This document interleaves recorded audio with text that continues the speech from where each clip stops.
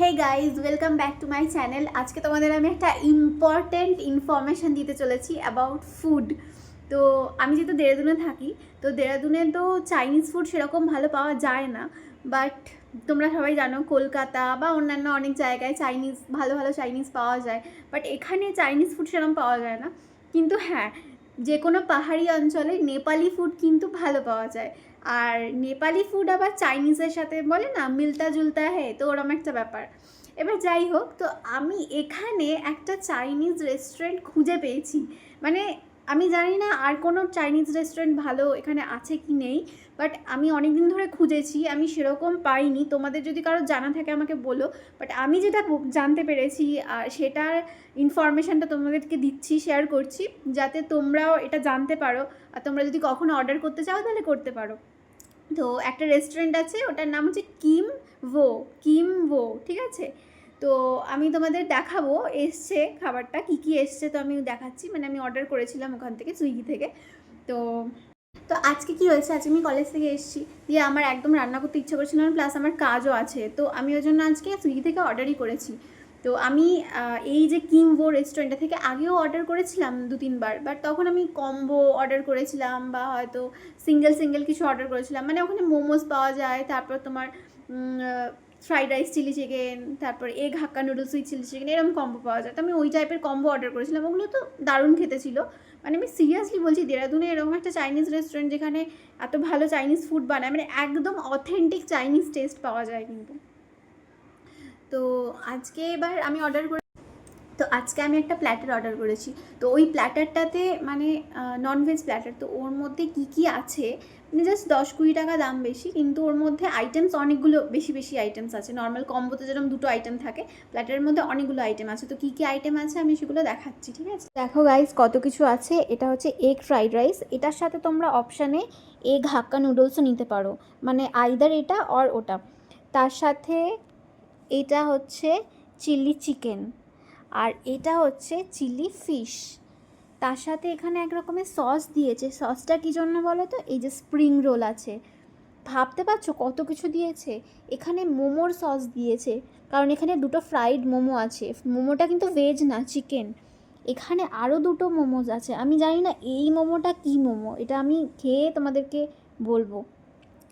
তো এতগুলো আইটেমস তো আছেই, প্লাস এই যে চিলি চিকেন বা চিলি ফিশের যে গ্রেভিটা এখানে কম কম, যাতে যেন অসুবিধা না হয় তার জন্য ওরা আলাদা করে এই যে গ্রেভিও দিয়ে দিয়েছে।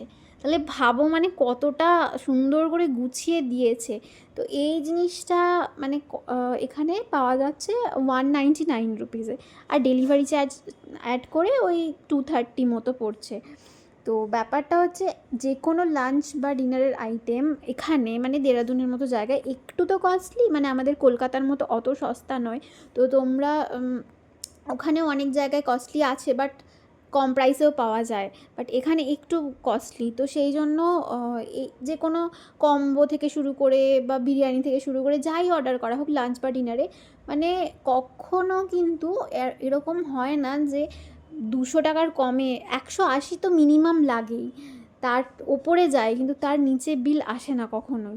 বাট এটা এরা 230 টাকায়, মানে ইনক্লুডিং ডেলিভারি চার্জ 230 টাকা নিয়ে এত কিছু আইটেমস দিচ্ছে, ভাবতে পারছো? তো তোমরা অবশ্যই খেয়ে দেখো, আর অথেন্টিক চাইনিজ টেস্ট পাওয়া যায়। আমি বলবো এটা একটা মাস্ট ট্রাই।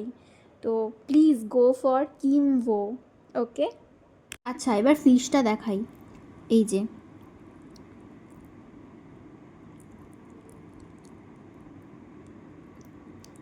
আমি জানি না ভিডিওতে তোমাদের কতটা ভালোভাবে দেখাতে পারছি, বাট ফিশটা না দারুণ টেস্টি। আর একটা জিনিস ভাবো, মানে যেখানে দেরাদুনের মতো জায়গায় ফিশ পাওয়াই যায় না, যদি কোনো রেস্টুরেন্টে পাওয়া যায় সেখানেও ভীষণ কস্টলি হয়। কোনো রেস্টুরেন্ট যদি একবার ফিশের কোনো আইটেম মানে ইন্ট্রোডিউস করে বা ওরা যদি বানায় ডেলিভার করে, তাহলে এত বেশি চার্জ নেয়, মানে সেটা কি বলবো, এখানে 350-র উপরে 400-র উপরে এরকম হয়। সেখানে এই রেস্টুরেন্টটা কিমভো 199-এ দিচ্ছে, মানে ফিশ দিচ্ছে এর এই প্ল্যাটারের মধ্যে ইনক্লুডেড। মানে ভাবা যায়, তবে চিলি ফিশ, আর আমি সিরিয়াসলি খেয়ে দেখলাম, এটা অসাধারণ টেস্ট। এই যে মোমোটা খাচ্ছি এবার, চিকেন মোমো।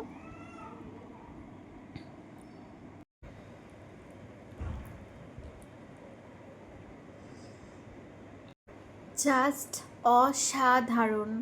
মানে এর থেকে ভালো চাইনিজ মোমো, মানে সরি চিকেন মোমো আমি দেরাদুনে তো অ্যাটলিস্ট খাইনি। আমাদের কলকাতাতেও খুব রেয়ার জায়গায়, মানে অনেক জায়গাতে খুব ভালো ভালো পাওয়া যায়, বাট এত সুন্দর সুন্দর চাইনিজ খাবার কিছু কিছু খুব ভালো রিনাউন্ড রেস্টুরেন্টগুলোতে পাওয়া যায়, বাট এখানের এই চাইনিজ মোমোটা, সরি চিকেন মোমোটা অসাধারণ গাইজ।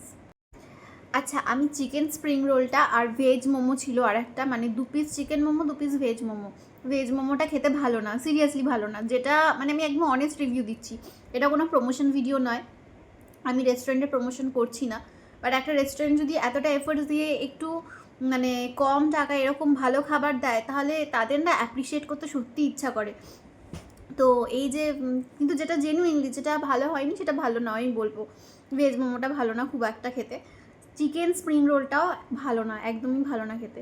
বাট এই দুটো আইটেম তোমরা যদি ওই প্ল্যাটারটা অর্ডার করো, মানে না খাওয়ার মতোগুলো নয়, তোমরা খেতেই পারবে আরামসে, কিন্তু এতগুলো ভালো আইটেমসের মধ্যে যদি দুখানা নর্মাল টাইপের থাকে আইটেম, যে দুখানা অতটা টেস্টি না, তাও এটা আরামসে অর্ডার করা যায়, কারণ যা কোয়ান্টিটি দেওয়া আছে সব কিছু আরামসে একজনের পেট ভরে যাবে। যারা খুব অল্প অল্প খাও তাদের তো পেট ভরেও থেকে যাবে, এরকম ব্যাপার। মানে তোমরা যদি কেউ চাও যে লাঞ্চে ফ্রাইড রাইস আর এই চিলি চিকেন বা চিলি ফিশ এগুলো খেয়ে তারপর মোমোটা আর স্প্রিং রোলটা রেখে দেবে, পরে স্ন্যাক্সে খাবে বা কিছু করবে, আরামসে করতে পারো।